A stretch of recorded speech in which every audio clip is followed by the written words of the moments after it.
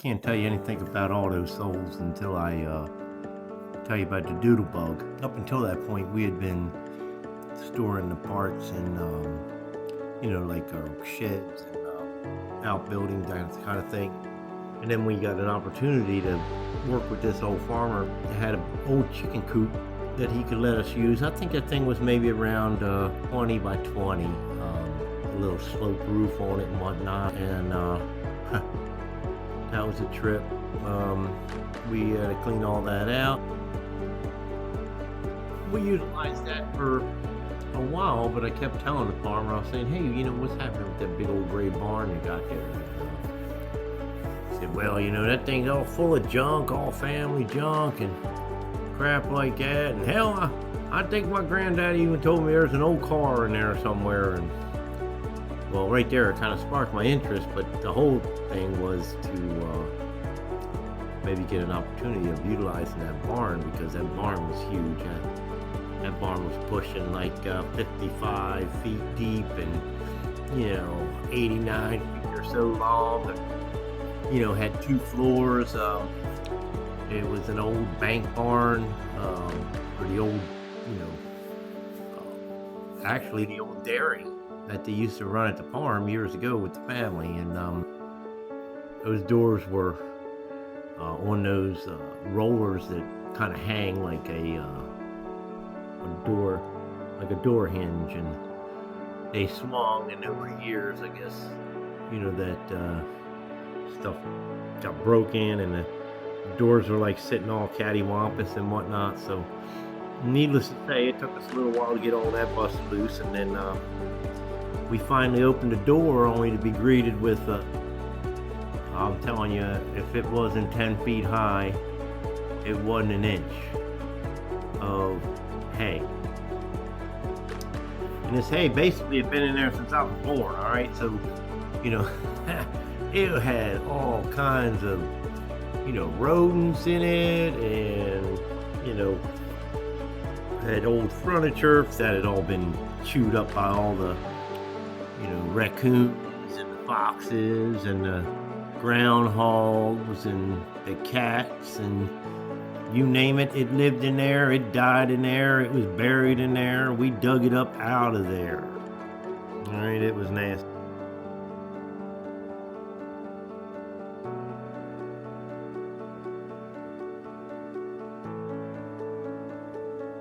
And the hay was unique because it had been baled way back in the day. And, what happened is they used twine, okay? Well, that twine was like that kind of hemp rope, which over the decade, it would collapse. And, it was actually kind of neat because my son Austin and I did it. And we pulled out the hay out of the barn utilizing a garden tractor that we had and a makeshift little cart that we put together.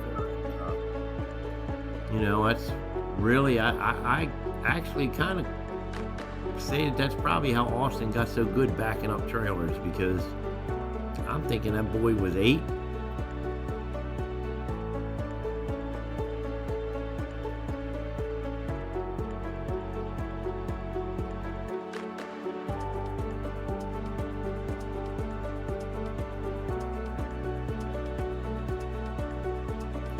We'd have to pitchfork that hay out. That's what you heard. 12 40-yard dumpsters. Out of those 12, I guarantee you that 9 of them was not residual crap that just got piled in the barn from the families over the years. 9 of them were solid, old-ass hay.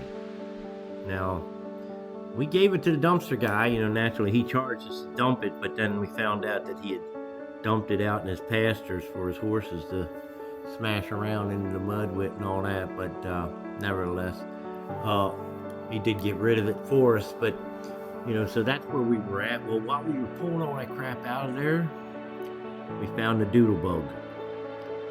And, that's what the farmer called it. He called it the Doodlebug. He said that's what his grandpa and grandma used to call it. And it's a truck. It's a dually.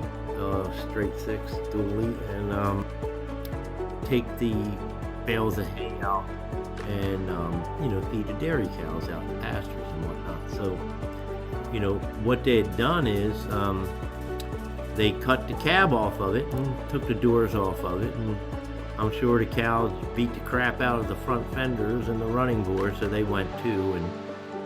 And by the time we got it, she had wooden running boards, wooden front bumper.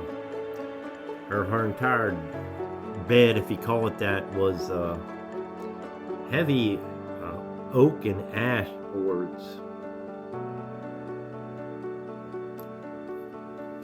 Now naturally the tires are all flat.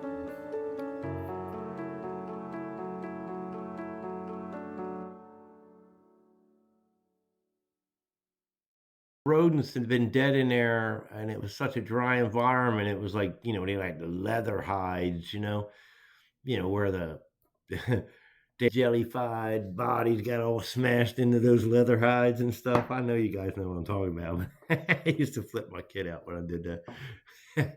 Anyway, so we cleaned all that crap out, and we brought in a few cars, and